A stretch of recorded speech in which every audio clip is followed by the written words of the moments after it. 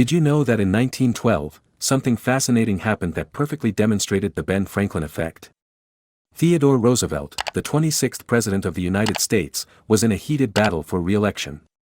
He wanted to win the support of his political rival, William Howard Taft. Instead of attacking Taft or trying to outmaneuver him, Roosevelt used the Ben Franklin effect to his advantage. He asked Taft for a small favor to review and critique one of his speeches. Taft obliged, and their relationship began to improve. Although Roosevelt ultimately lost the election, his use of the Ben Franklin effect helped to mend fences between them. Hey rational rebels! Welcome to the arena of reason, the very place we train our minds to spot cognitive pitfalls. This is Chris from Critical Conditioning, where we strive for cognitive precision and free our minds from that mental prison. Today, we're delving into the Ben Franklin effect, a fascinating psychological phenomenon that explores how doing a favor for someone can change our perceptions and attitudes toward them. We'll dive into the science behind it and its implications for human interactions.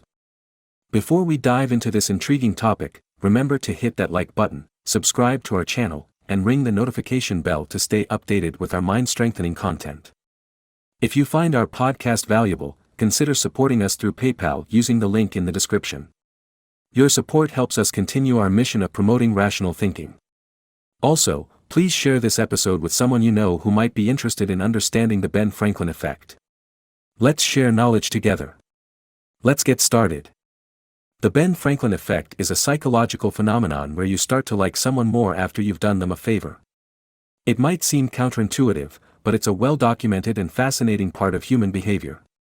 Let's dive into some concrete studies that further explore this effect.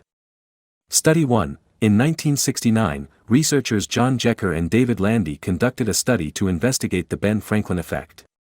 Participants were asked to compete in a quiz game and then were either asked to return their winnings to the experimenter, asked by a third party to return their winnings, or not asked at all. The results showed that participants who were asked to return their winnings directly to the experimenter liked the experimenter more than those who were asked by a third party or not asked at all. This study provided evidence that doing a favor for someone can increase liking for that person. Study 2, another study, conducted by Yunya, Hiratsugu Kitayama, and Fumiko Kawamura in 2006, explored the Ben Franklin effect in the context of Japanese culture. Participants were asked to help a researcher with a task and were later asked to rate their liking for the researcher. The results showed that Japanese participants who helped the researcher liked the researcher more than those who did not help. This study demonstrated that the Ben Franklin effect is not limited to Western cultures but can also be observed in other cultural contexts. Now let's look at some real-world examples of the Ben Franklin effect that you might be familiar with. 1. In the workplace, when a coworker asks you for help on a project, you may find that your relationship with them improves as a result of your assistance. 2. Teachers often report that when they ask students to help them with tasks, such as organizing materials or leading a group activity, they observe increased engagement and more positive attitudes from those students.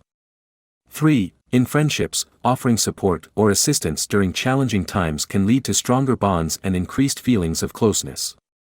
4. Charitable acts, such as volunteering or donating to a cause, can lead to increased positive feelings towards the organization or individuals being helped. 5. In romantic relationships, doing favors for your partner can lead to increased feelings of affection and a stronger bond. 6. Salespeople and customer service representatives often use the Ben Franklin effect to build rapport with clients by asking for small favors, such as holding a product or filling out a survey. 7. In sports, teammates who help each other with training or provide support during competitions often report stronger bonds and improved team dynamics. To ensure that you don't fall victim to the Ben Franklin effect or use it in manipulative ways, here are some tips on how to recognize and manage it. 1. Be aware of the Ben Franklin effect. Simply knowing that this phenomenon exists can help you recognize when you might be experiencing it or when others might be trying to use it to their advantage. 2. Reflect on your motives. When you're asked to do a favor or when you ask someone for help, consider the underlying reasons and whether they align with your values and intentions. 3. Set boundaries. Establish clear boundaries for yourself and others to ensure that you are not being taken advantage of or inadvertently manipulating others through the Ben Franklin effect. 4. Be genuine in your interactions. Approach favors and requests for help with sincerity and genuine interest in the well-being of the other person. 5. Consider the broader context. recognize that the Ben Franklin effect may be just one of many factors contributing to your feelings towards someone. Take a step back and consider the bigger picture to make more informed decisions about your relationships and interactions. The Ben Franklin effect is a fascinating psychological phenomenon that plays a role in our everyday lives. By understanding how it works and being mindful of its potential impact on our relationships, we can use it to build stronger connections with those around us. So the next time you're asked for a favor or have an opportunity to help someone out, remember the Ben Franklin effect and consider how it might be influencing your feelings and actions. So rational rebels, what do you think about this effect? Do you know a story or have an experience of yourself or someone you know who fell for this effect? Let me know and share your thoughts in the comments below. Also, please like and subscribe if you found this video helpful or want to help the channel grow. Hit the bell to not miss anything and share the video to spread awareness or send it to someone who could benefit from this episode. Please consider making a donation via the PayPal link in the description.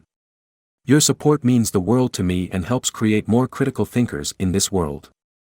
Keep your mind sharp, subscribe to become a rational rebel, until the next time we meet in the arena of reason.